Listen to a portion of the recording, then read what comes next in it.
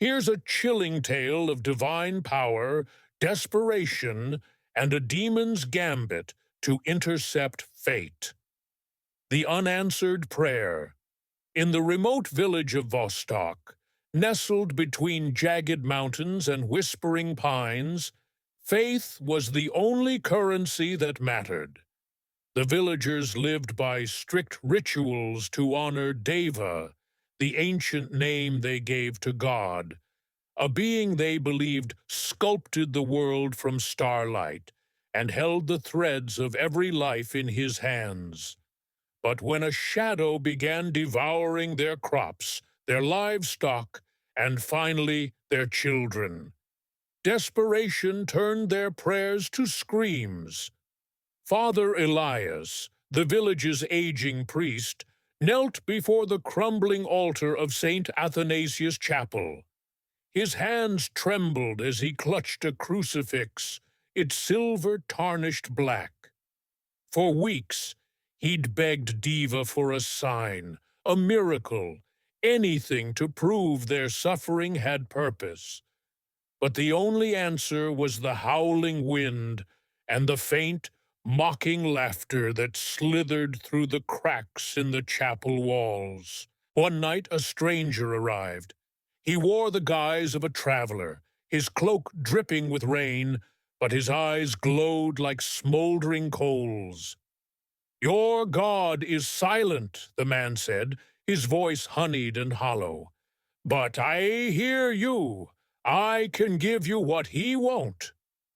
Father Elias recoiled. The air reeked of burnt sulfur. He knew this creature, a devourer of prayers, a demon who fed on doubt.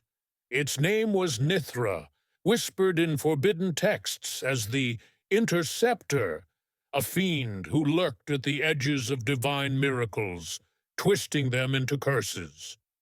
Nithra offered a pact.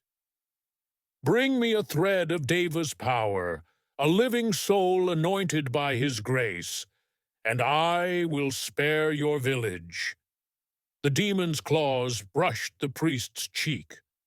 "Or watch everyone you love become kindling for my hunger."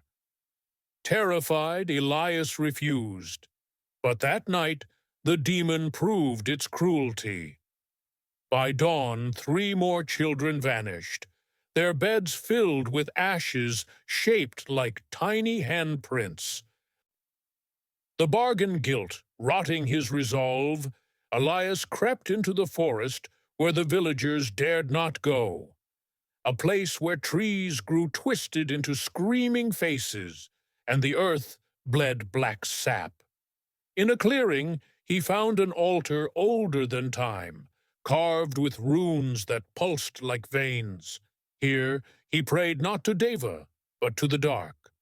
Nithra appeared, his form flickering between man and monstrosity. "You've chosen wisely," he hissed.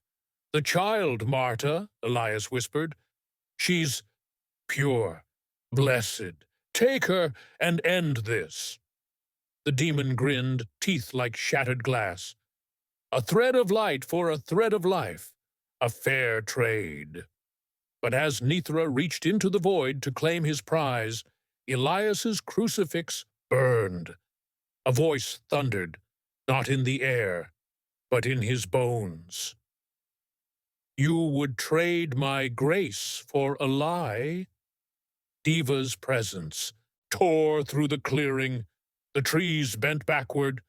The ground cracked, light erupting like geysers. Nithra shrieked, his form unraveling, but not before his claws lashed out. The demon's laughter echoed as he spat. "You fool! You invoked his wrath, and now he'll destroy you all." The interception. The village erupted in chaos. The sky rained blood. Shadows peeled from the earth, swallowing homes.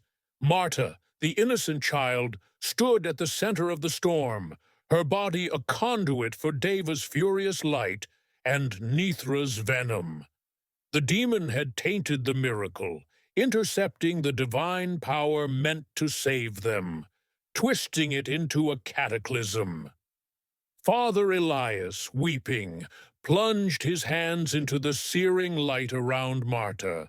He prayed not for salvation, but for sacrifice. "Take me," he begged Diva. "Let my doubt be the kindling. Let my life be the thread." A silence fell. Then it tore through Elias, incinerating his mortal flesh, but leaving his soul ablaze. The shadows recoiled. Mithra's scream was swallowed by the void as the demon's essence unraveled, his interception shattered by a mortal's flawed, desperate love. When the villagers emerged, the sky was clear. Marta lived, but of Elias only his crucifix remained, fused to the scorched earth where he'd knelt. The aftermath. They say Deva's miracles are not gifts, but tests. In Vostok, the chapel bell tolls alone at midnight, and the forest creeps closer each year, hungering.